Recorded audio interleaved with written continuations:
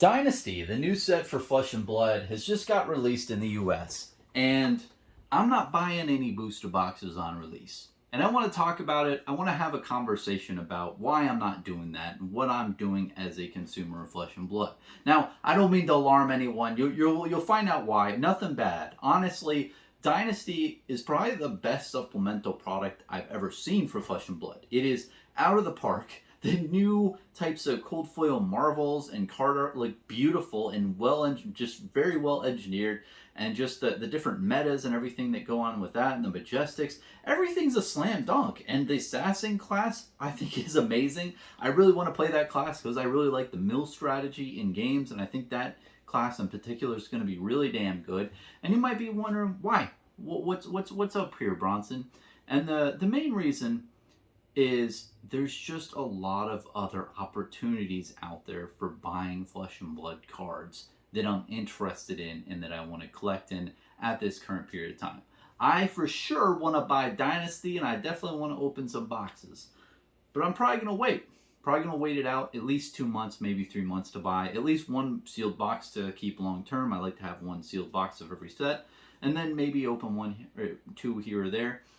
But ultimately, man, look around. I mean, there are a lot of great opportunities out there to buying old Flesh and Blood cards, especially because one of the big things that I'm trying to acquire out there is Welcome to Wrath and Arcane Rising First Edition bulk, and I'm close to that 1%, man. I'm pretty damn close, and out there I've had multiple different acquisitions recently. I say acquisitions like I'm a fucking company. I'm just a normal guy. I've acquired certain bulk transactions at a bunch of different places, and I'm kind of shocked. I'm kind of shocked that there is that much bulk available on the open market that I was able to get for certain prices. So I'm really excited about that. I'll probably make a video when I hit 1%. But yeah, essentially that is the main reason, is because instead of buying, $400 for a case of Dynasty, I could just buy a ton of bulk of Alpha or Arcane first. Like, to me as a collector and what my goals are, I'm like, shit, like, that's huge. Like, this is the beginning of Flesh and Blood. And you know me, man, I am drinking the most amount of Kool-Aid for Flesh and Blood. I've got like 2 IVs here and here, just constantly like, give me the bigger drip, I love this game, and that's why I want to buy the cards that are from the beginning in 2019 of the game. So I don't mean to say this video, and I'm not going to do any clickbait bullshit title for this shit, but all I want to say is I'm not currently buying Dynasty at release. And I want to say another reason is because I had the worst luck out of anyone I know for opening booster boxes. I opened 5 Uprising boxes, and I got like 1 Rainbow Foil Legendary out of 5 boxes of Uprising. And then I went to Worlds recently, and AJ from Adventure Co Gaming, he pulls, or I think it was James Lockwood, he pulled a Tumultai, the cold foil dragon that's like $150, and I was just like, what? This is out of 12 packs. I opened 5 booster boxes and didn't get nearly as close as those 12 packs that we opened there. So it was just wild. Anyway, my point of it is that I'm just unlucky. That is at the end of the day. And overall, I think that it's really important for you out there as a consumer to understand that opening booster packs is gambling. It is an experience, it's a rush, it's a lot of fun. It's great to sniff the packs and just open them and have a great time and pull good things. It's an experiential thing. It's an experience, right? So it's a lot of fun, and that's a big part of the hobby. But personally, I just want to buy the asset that I want, or the collectible that I want.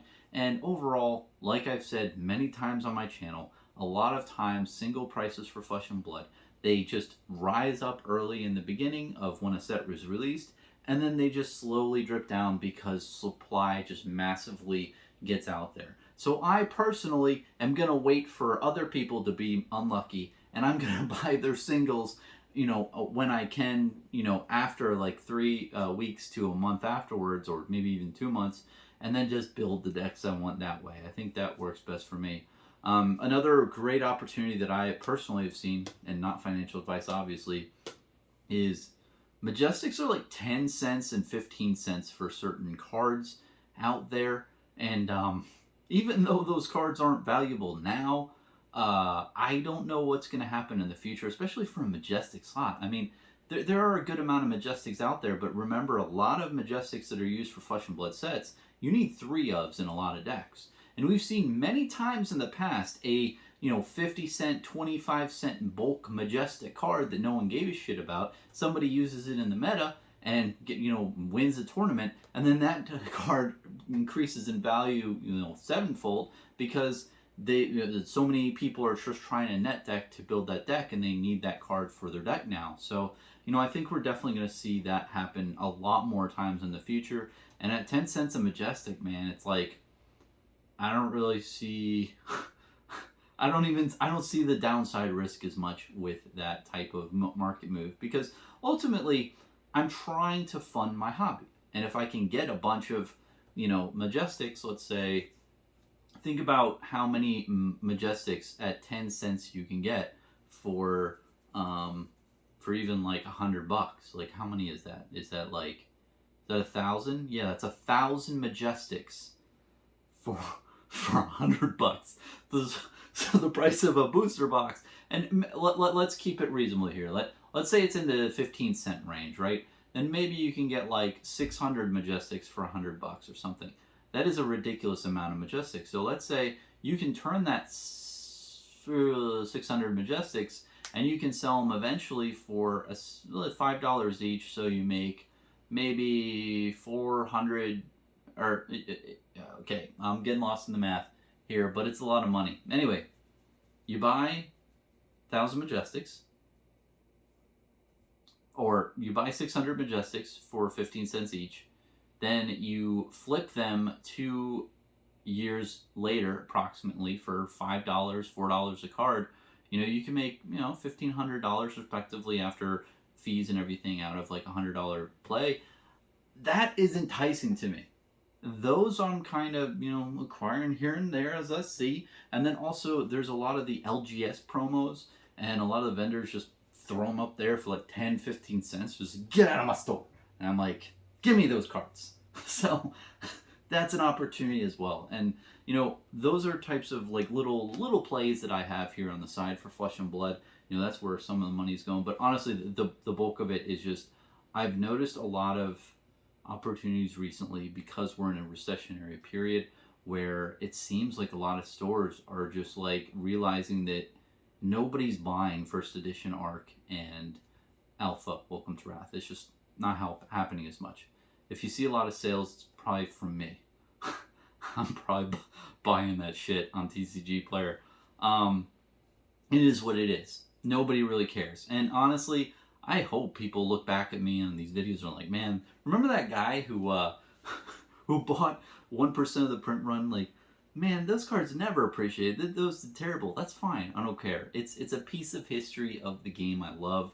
And to say I own like 1% of like the entire print run in like a bunch of bins in my place, this just seems cool to me. I like that vibe. I think it's a cool thing to collect and kind of just earmark. And yeah, anyway, long story short, excited though ultimately about the collection and getting a bunch of cards that I need to fill some goals that I have.